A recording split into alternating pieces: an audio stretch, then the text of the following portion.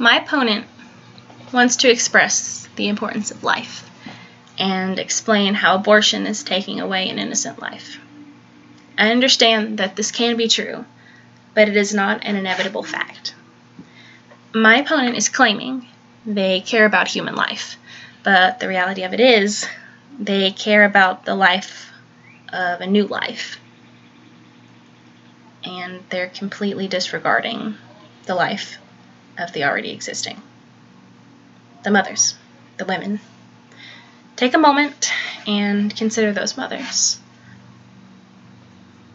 They may be sick. They may have health issues that could disrupt a safe childbirth.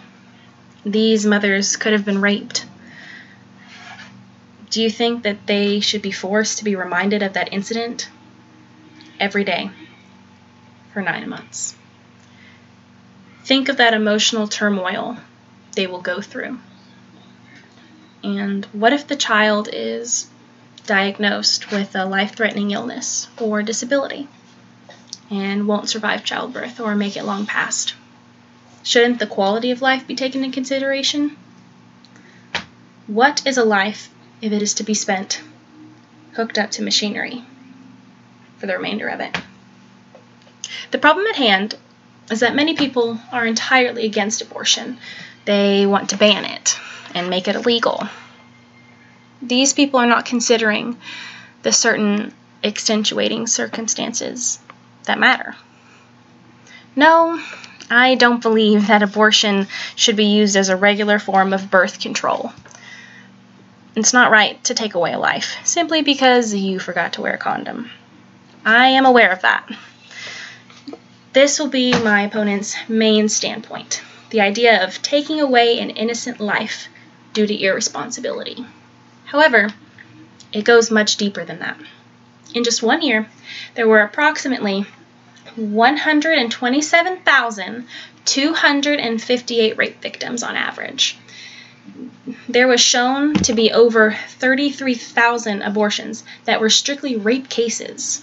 This means that there were about 94,000 women who were raped, and that were either incapable of receiving abortions or they made the brave decision not to. Not all rape victims who become pregnant should be forced to have the child or should be forced to have the child aborted.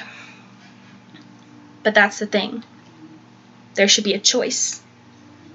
Imagine if your sister or your best friend or your niece or your mom was sexually assaulted and she got pregnant and they were forced to have that child and carry that fetus to term and constantly be reminded of that day and relive that traumatic experience over and over and over again. Now my opponent is going to suggest adoption. And yes, adoption is a valid option, but that is all it is. It is one single option. My friend was taken advantage of back in high school, and she can't even drive past the building. She burned the clothes from the night, and sometimes she has panic attacks when she hears certain songs. It's hard, and I can't imagine having to have her be forced to have that child. The mental health issues of women have to be taken into consideration. We cannot force them to relive the traumatic incidents that they're trying to escape. Now, right about now, my opponent will probably bring us some statistics on the amount of abortions due to rape, and is probably completely dismissing the well-being of almost 128,000 women. According to a study done by the American Psychology Association, they compared the mental health of women who received abortions and those who were denied abortions. The ones who actually received the abortions found to feel that it was the right decision as early as a week after the procedure. Those who were denied the abortions felt anger and regret, and they had less stress relief and they had less happiness. Now my opponent is also describing the ages at which a fetus performs human tasks, when they take their first breath, when they're able to kick and move. But they're ignoring how long that fetus is going to be able to continue that. That leads me into birth defects. Birth defects are the leading cause of infant deaths. There's approximately 1 to 2 in every 33 babies that are born with life-threatening defects. And in as early as the first trimester, a severe birth defect can be detected. One of the most life-threatening birth defects is called neural tube defect, and there are 2 different types. There's spina bifida, and that causes partial or total paralysis, and the most deadly is anencephaly, which causes the brain and the skull to never fully form and develop, and these babies either are stillborn or they die shortly after the birth. I can't imagine what a mother would feel having to give birth to a baby that she doesn't get to even watch breathe, or she only gets to hold him for a few minutes before they pass. That's not something that I would force anyone to go through if they didn't know they were strong enough. Even a birth defect, as common as congenital heart defects, can have negative effects on the child. This affects the baby's breathing severely and can put an extreme amount of stress on the baby's body. There's also sickle cell disorder. It's very common, and it kills an average on 71.8% of children before the age of 2. Sickle cell disorder disrupts the red blood cells, and it kind of makes them break down, and it makes them die a lot quicker, which causes the block of blood flow, and it causes severe pain. Can you imagine having a baby born where they're in pain constantly and don't even make it to preschool age? Now we've talked about these awful birth defects that can cause a child to die either in the womb, at birth, or shortly after.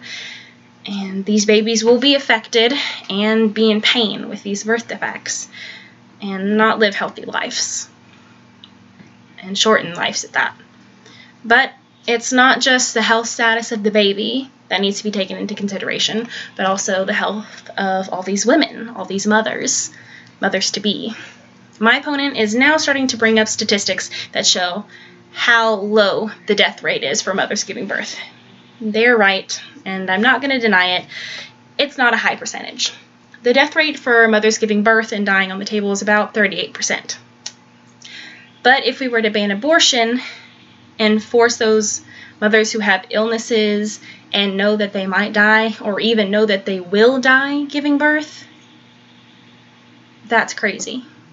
And who are we to say that 38% don't matter?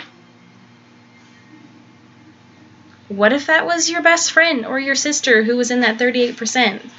Then it starts to matter. We have to think of the situation as if it was very personal to fully understand what these women are going through and what their families are going through, because that's when it hits. In 2015, there were about 303,000 women who died giving birth.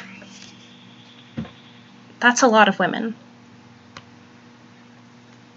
And in fact, if we can go back to one of the earliest documentations, the Declaration of Independence, it says that we all have the right to life, liberty, and the pursuit of happiness.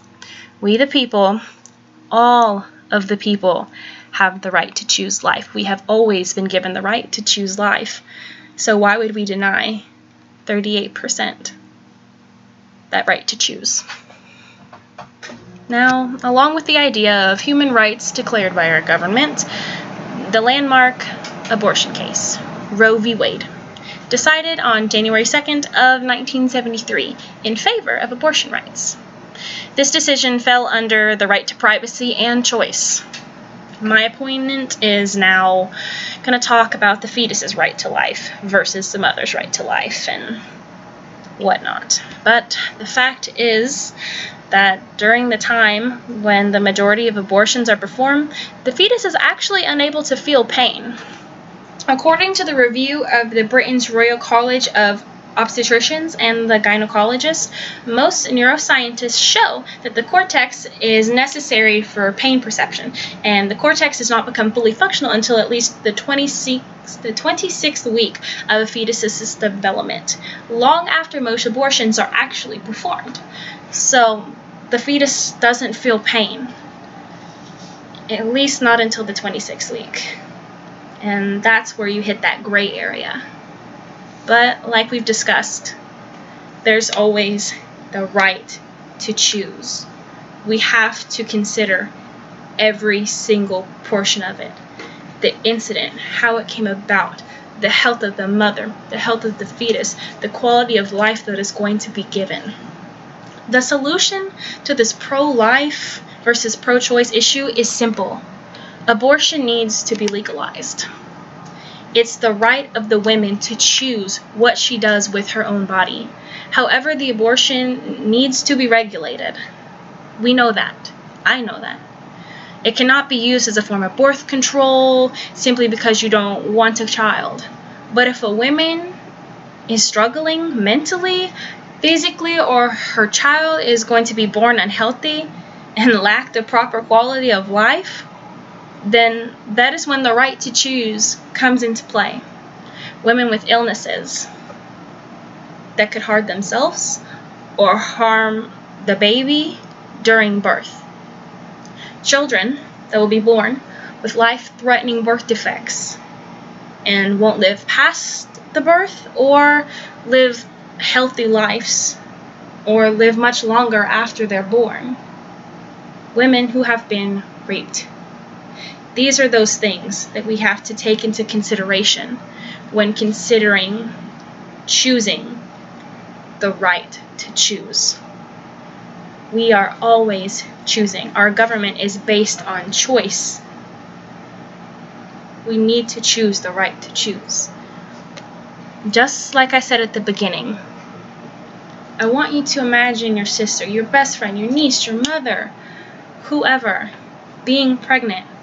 And I want you to imagine that their right to choose has been taken away. They're going to be forced to have a baby that is sick and will not survive long after birth.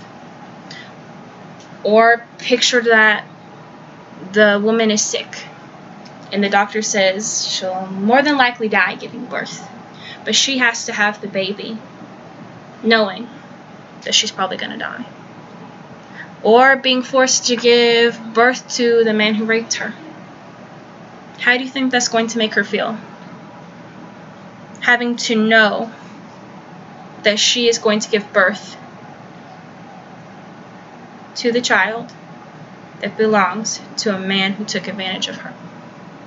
To know that she could die on the table. To know that her baby's probably not going to live.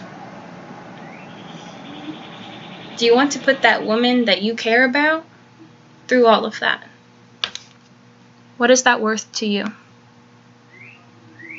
Most people believe that the right to choose and the right to life are these two different things, but in reality, that is not entirely true. Pro-choice is pro-life. It's just based on life of all, of everyone. My opponent wants to focus solely on the life of a fetus, but they disregard both the physical and mental health aspects of everything. It all comes back to quality of life, and making sure that not only the child, but the already living, beautiful woman is healthy and safe from emotional and mental turmoil. Pro-choice protects that life. We just have to regulate it, but not ban it. Thank you.